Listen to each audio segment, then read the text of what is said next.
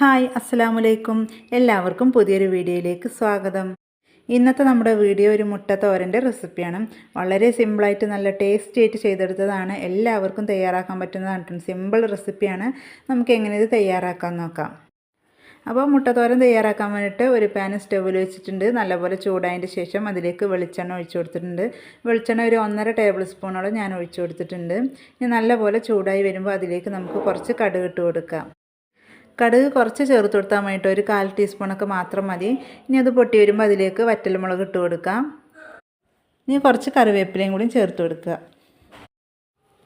കുറച്ചധികം തന്നെ കറിവേപ്പില ചേർത്ത് കൊടുക്കണം. അപ്പോഴേ നല്ലൊരു ഫ്ലേവർ കിട്ടുള്ളൂ നമ്മുടെ മുട്ടത്തോരന്. ഇനി നമുക്ക് സവാള ചേർത്ത് കൊടുക്കാം. ഞാൻ 2 സവാളയാണ് ഇതിലേക്ക് ചേർത്ത് കൊടുത്തിട്ടുള്ളത്. കൊത്തി അരിഞ്ഞ രീതിയിലാണ്. ഇനി നീളത്തിൽ മുറിച്ചിട്ട് വേണമെങ്കിൽ നിങ്ങൾക്ക് ഇട്ട് കൊടുക്കാം. എന്നിട്ട് നല്ലപോലെ ഒന്ന് വഴറ്റിയെടുക്കണം. കളർ മാറേണ്ട ആവശ്യമൊന്നുമില്ല. ഇനി നമുക്കിതിലേക്ക് കുറച്ച് ഉപ്പ് ചേർത്ത് കൊടുക്കാം. അപ്പോൾ ഞാൻ 1 ടീസ്പൂൺ ഉപ്പ് ചേർത്ത് കൊടുത്തിട്ടുണ്ട്. ഉപ്പ് ചേർത്ത് കൊടുത്താൽ പെട്ടെന്ന് തന്നെ നമ്മൾ സവാള വാടി കിട്ടും ചെയ്യും. നമ്മുടെ ഈ ഒരു വീഡിയോസ് കണ്ടുകൊണ്ടിരിക്കുമ്പോൾ ഇഷ്ടപ്പെടുകയാണെങ്കിൽ ഒന്ന് ലൈക്ക് ചെയ്യുക. അതുപോലെ തന്നെ ചാനൽ ആദ്യമായിട്ട് കാണുന്നെങ്കിൽ പ്ലീസ് ഒന്ന് സബ്സ്ക്രൈബ് ചെയ്യുക. നമ്മൾ കൂടുതലായിട്ടും സിമ്പിളായിട്ടുള്ള റെസിപ്പീസാണ് നമ്മുടെ ചാനലിൽ ഇട്ടിട്ടുള്ളത്.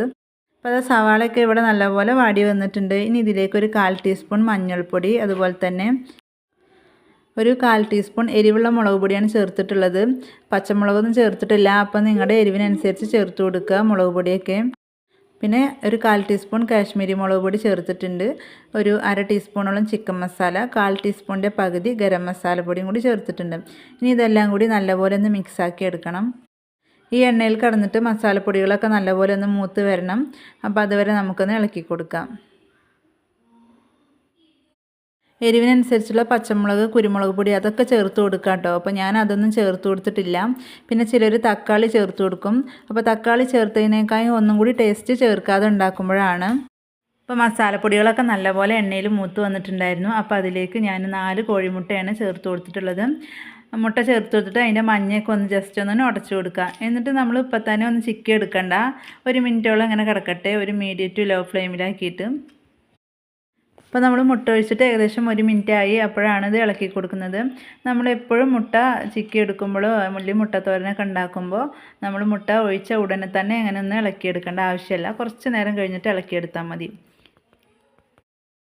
ഇനി ഇത് നല്ല ചെറുതായിട്ട് ചിക്കി എടുക്കേണ്ട ആവശ്യമൊന്നുമില്ല.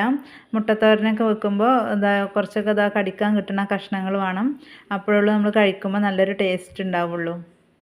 അപ്പോൾ ഞാനിവിടെ ഈ രീതിയിലാണ് ചെയ്തെടുത്തിട്ടുള്ളത്. ഇനി വേണമെങ്കിൽ നമുക്ക് ചിക്കി എടുക്കുകയൊക്കെ ചെയ്യാം, കുറച്ചും കൂടി ഒന്ന് ചെറുതാക്കി എടുക്കാം. അപ്പോൾ ഈ രീതിയിലാണ് ഒന്നും കൂടി ടേസ്റ്റ്.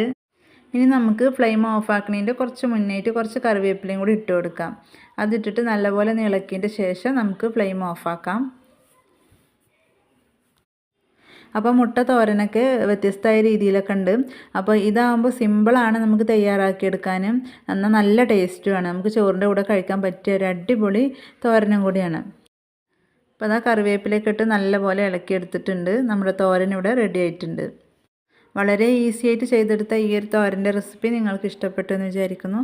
ഇഷ്ടപ്പെട്ടാൽ ഒന്ന് ലൈക്ക് ചെയ്യുക, അതുപോലെ തന്നെ ഒന്ന് ഷെയർ ചെയ്യുക, നിങ്ങളുടെ അഭിപ്രായം കമൻറ്റ് ചെയ്യുക.